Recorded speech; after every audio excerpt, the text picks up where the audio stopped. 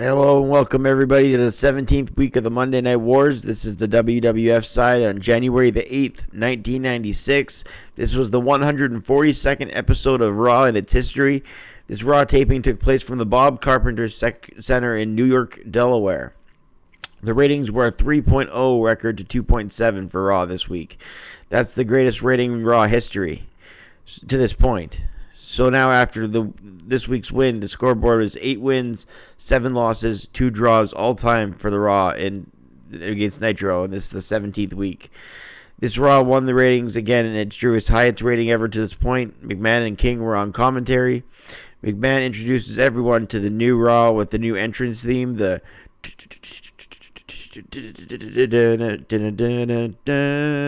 one.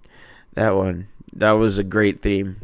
I can't do it, but that's the theme. It just felt important because it was like the second Raw of the new year, but it just felt like a new era. Anyway, Jeff Jarrett came out first. Hakushi against Jeff Jarrett. That's Jeff Jarrett. Ain't he great?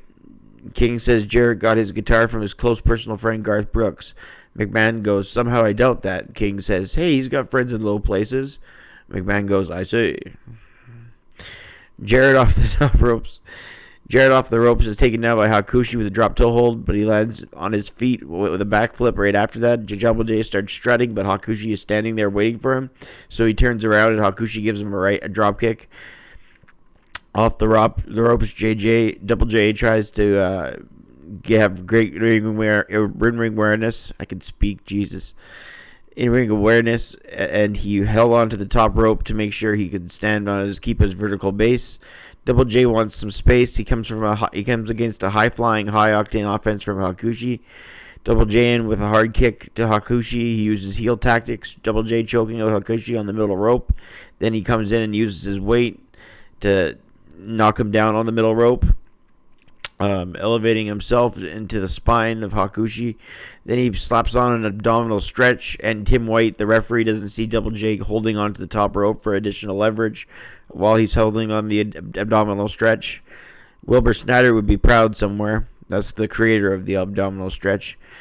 A hip lock by Hakushi to Double J off the ropes. Double J with a big DDT that McMahon calls a maneuver. Double J literally DDT'd Hakushi, and McMahon goes, what a maneuver! Hakushi, it's more like, what a maneuver!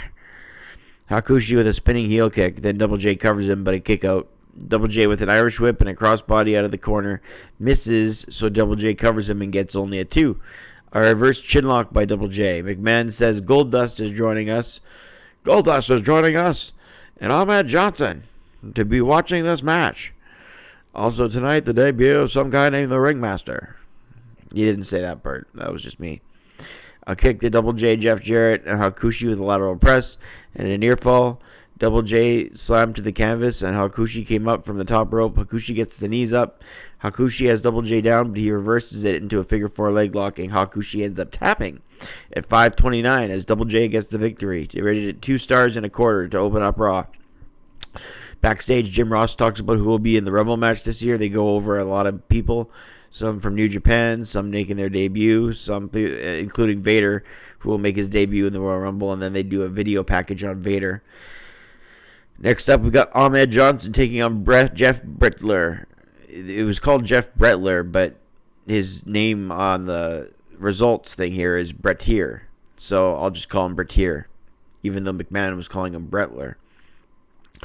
It doesn't matter anyway. He's just a jobber for Ahmed Johnson. Ahmed Johnson with a side suplex and then drops the leg down on Brettier. Ahmed versus jobbers is torturous television to get through, so I'm not going to review it. Pearl River plunge in the win in under a minute, but Double J tried to get attack Ahmed at the end. I try not to rate this a dud for Ahmed but he broke the Double J's guitar, so I'll give it a quarter of a star because he broke Double J's guitar when he came out. McMahon says next week The Undertaker will take on Isaac Yankem. That's pretty cool because that's Undertaker versus Kane before Kane was Kane.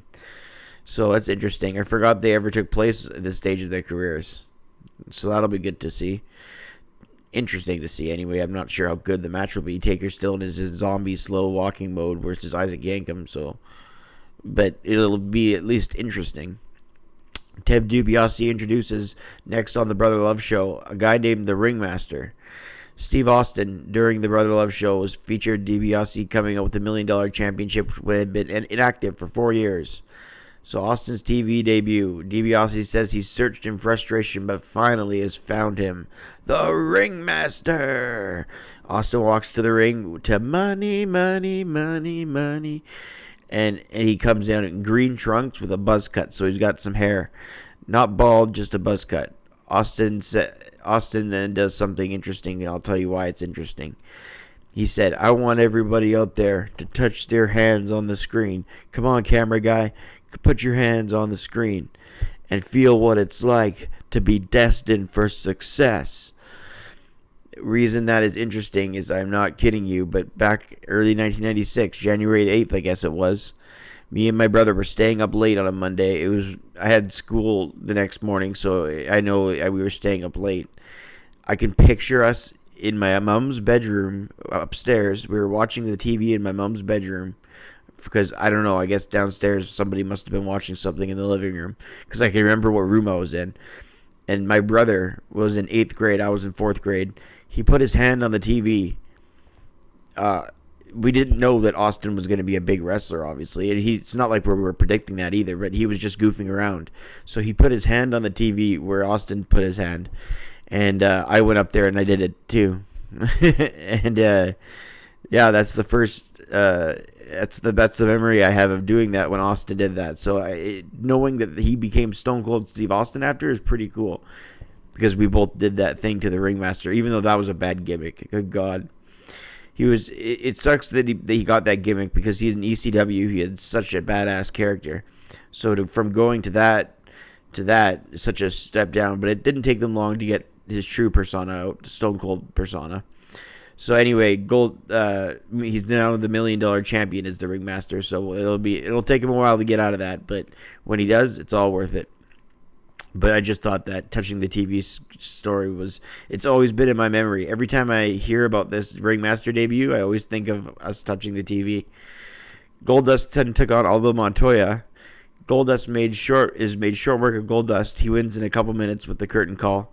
Some good moves, but it was just a match to make Goldust look good, like most jobber matches are. Even though Aldo Montoya wasn't technically a jobber, he jobbed here.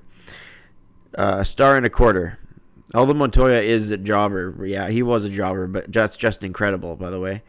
And he's not just incredible, the wrestler. I'm not saying it's just incredible. That's Aldo Montoya. That's who Aldo Montoya is. Just incredible, the wrestler. He is a jobber probably, but most of the time, but he's a regular jobber. He's actually a member of the roster. He has a Rumble entrance spot, so he's not too much of a jobber, but he is one. HBK says his doctors tell him to no longer compete, but HBK says he doesn't care what his doctor says. Diesel's interviewed about Shawn Michaels, as is a lot of the locker room. Diesel says, business is business, Shawn. Welcome back. I'm pulling for you, but if I got to do what I got to do in the Rumble, I will. Razor Ramon says he put some bumps on Shawn's head, but he wishes him the best. Owen Hart says he will put him on the shelf again if he sees him in the Rumble.